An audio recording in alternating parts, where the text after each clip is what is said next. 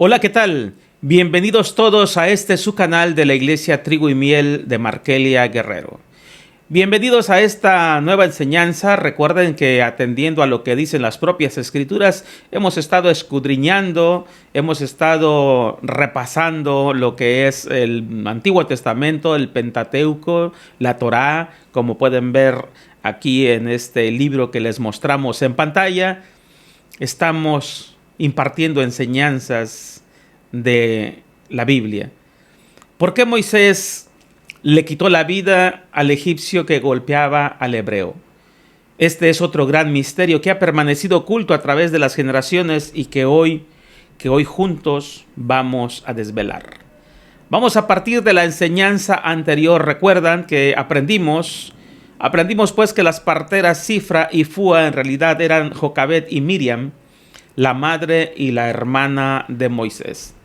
Bueno, una vez que por inspiración de Dios, Sifra y Fúa planearon cómo salvarle la vida a Moisés, logrando que lo adoptara la mismísima hija del faraón, Dios también diseñó la estrategia para que Moisés fuera regresado a la casa de su madre, Jocabed, para que fuera ella misma quien lo amamantara, quien lo terminara de criar. Pues bien, resulta que pasaron los años y ese niño que fue llevado a la casa de su madre, Moisés creció y de pronto ya no necesitó de ser amamantado. Dice la Torá en el Éxodo 2, capítulo 2, verso 10, el niño creció y entonces ella lo llevó a la hija del faraón y él fue un hijo para ella y llamó su nombre Moisés, porque de las aguas lo extraje. Era la interpretación del nombre que la hija del faraón le estaba otorgando a su hijo adoptivo, a Moisés. Si observan detenidamente, la Torá ya no menciona el nombre de Sifra, mucho menos el de Jocabed. Simplemente dice el niño creció y entonces ella, Jocabed, lo llevó a la hija del faraón. Tampoco se menciona el nombre de la hija del faraón y este es un nuevo video que vamos a compartirlos porque obviamente la hija del faraón tenía un nombre. Algunos sabios interpretan de que como ya no era importante mencionar su nombre, el nombre de Sifra, porque ya había cumplido su propósito. Eso es una discusión que se ha llevado entre los estudiosos de la Torá, pero bueno, eso no es lo importante en este momento. Esta omisión no guarda ningún secreto especial, simplemente se omite el nombre de Sifra y hasta ahí quedan las escrituras. Lo que sí debemos de analizar es lo que dice la segunda parte de este verso. Dice esta segunda parte del verso, y él, Moisés, fue un hijo para ella. Está hablando de la hija del faraón. Otra vez repetimos. Y él fue un hijo para ella. Así nada más lo dice la escritura. ¿Qué debemos de entender con esta frase? ¿Y él fue un hijo para ella? ¿Qué entendemos? Entendemos que a partir de ahí lo tomó bajo su cuidado, obviamente. Pero no solamente eso, sino que lo educó tal y como si hubiese sido un príncipe, tal y como si fuese un posible heredero al trono de Egipto. Lo educó con todo el canon que requería la clase a la que pertenecía la hija del faraón. ¿Cómo podemos comprobar esa aseveración? Lo vamos a comprobar con la misma palabra de Dios. Cuando el apóstol Pablo le está hablando de la fe a los hebreos, el apóstol Pablo en el libro a los Hebreos, en la carta a los Hebreos, capítulo 11, verso 23 al 27, dice lo siguiente. Por la fe, Moisés cuando nació fue escondido por sus padres por 3 meses, porque le vieron niño hermoso y no temieron al decreto del rey. Por la fe, Moisés hecho ya grande rehusó llamarse hijo de la hija del faraón. Y escogiendo antes ser maltratado con el pueblo de Dios que gozar de los deleites temporales del pecado, teniendo por mayores riquezas el vituperio de Cristo que los tesoros de los egipcios, porque tenía puesta la mirada en el galardón. Por la fe dejó a Egipto, no temiendo la ira del rey, porque se sostuvo como viendo al invisible. En esta disertación, el apóstol Pablo, inspirado por Dios obviamente, revela que Moisés tenía a su disposición todos los tesoros de los egipcios. Y si tenía a su disposición los tesoros, eventualmente podía tener el reino también a su disposición. Pero volvamos al libro de Éxodo, al libro de Shemot. Volvamos al Éxodo para entender lo que estamos aquí planteando. ¿Por qué Moisés le quitó la vida al egipcio, al capataz egipcio que estaba maltratando a un hombre hebreo? Vayamos pues a la palabra.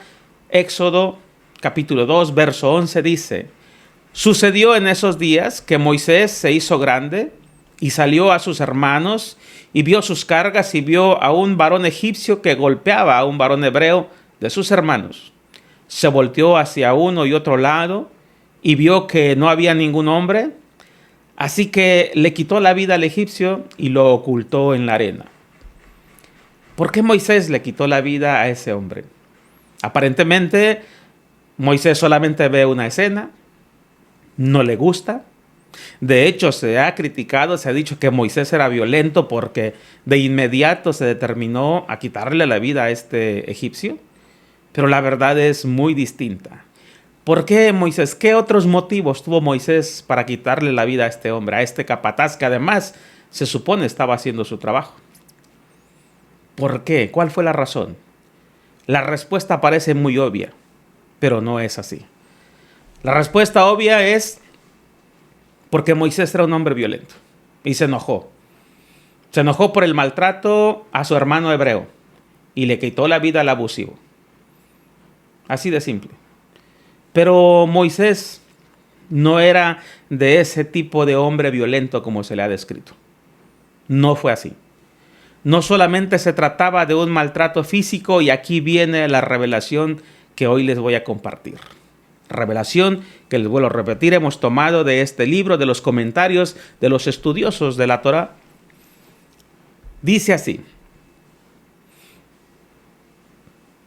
también se trataba de una humillación, no solamente se trataba de un maltrato físico de parte del capataz egipcio.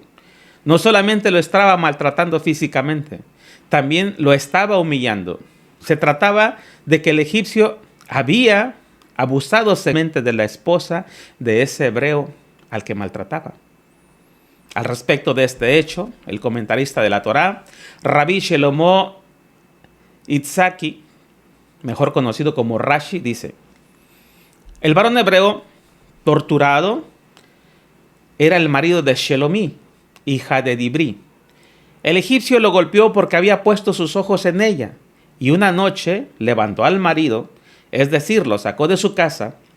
No se explica si le impuso alguna tarea injustificada o simplemente lo sacó de su casa, y habiéndolo alejado de su casa, sostuvo relaciones íntimas con la mujer, con Shelomí. Dice el comentarista que Shelomí accedió porque pensó que se trataba de su esposo, que ya había regresado. Sin embargo, grande fue su sorpresa cuando, después de haber tenido relaciones íntimas con el egipcio, después de haberse confundido, este se fue y al poco rato regresa el verdadero esposo. Dice el comentarista que el esposo sospechó inmediatamente que su esposa había sido abusada. Pues resulta que al día siguiente, cuando el esposo de Shelomí regresó al trabajo, estamos hablando del hebreo, cuando este hombre hebreo, esposo de Shelomí, regresa a su trabajo, el capataz egipcio se dio cuenta que el hebreo tal vez lo veía molesto, tal vez estaba decepcionado, tal vez estaba triste. Lo importante es que el egipcio se da cuenta que había sido descubierta su fechoría. Y entonces comenzó a golpearlo, comenzó a torturarlo durante todo el día. Durante todo el día estuvieron torturando a este varón hebreo. Es decir, lo que presenció Moisés no solamente fueron golpes en contra de un hebreo que no había cumplido con su trabajo. Lo que presenció Moisés fue una golpiza con saña, una golpiza exagerada, una golpiza de un capataz que además de haber abusado de la esposa de este hombre, lo seguía maltratando. Dice el sabio Rashi, si se hubiera tratado de unos golpes porque el hebreo no había cumplido su tarea, Moisés no se hubiese arriesgado a quitarle la vida, ya que hubiera razonado que el hebreo se había ganado un castigo por no cumplir con su trabajo. Entonces la respuesta a la pregunta, ¿por qué Moisés le quitó la vida al egipcio? Pues porque el egipcio estaba torturando al hebreo, le estaba dando una tremenda golpiza, además de haberlo humillado al abusar de su esposa. Y eso no pudo tolerarlo Moisés. Eso le ha valido a Moisés de que se le ha considerado violento, sin embargo, no fue una violencia innecesaria. La verdad es que fue una violencia bastante justificada. ¿Y cómo suponer, cómo asegurar que este capataz egipcio en verdad había cometido tal atrocidad? Bueno, pues vayamos al libro de Génesis, también comentado por el sabio Rashi. Aquí nos habla, precisamente en el capítulo 12, nos habla que cuando Abraham baja a Egipto con su esposa Sara, tienen un altercado con el faraón, y después el faraón despide a Abraham y le dice, retírate porque me has engañado, no me dijiste que tu esposa era Sara, y toda la historia que usted ya conoce. Pero luego dice, entonces el faraón mandó hombres para él y ellos lo escoltaron, a él y a su mujer. Al respecto, el comentarista dice, porque el faraón manda a hombres que escolten a Abraham y a Sara mientras salen de Egipto. El comentarista dice, porque en ese entonces los egipcios estaban inmersos en la lujuria. En ese tiempo los egipcios eran unos hombres muy lujuriosos. ¿Qué quiere decir lujurioso? Que, bueno, tenían mucha inclinación por la sexualidad y que además, pues, no respetaban a las esposas de los demás.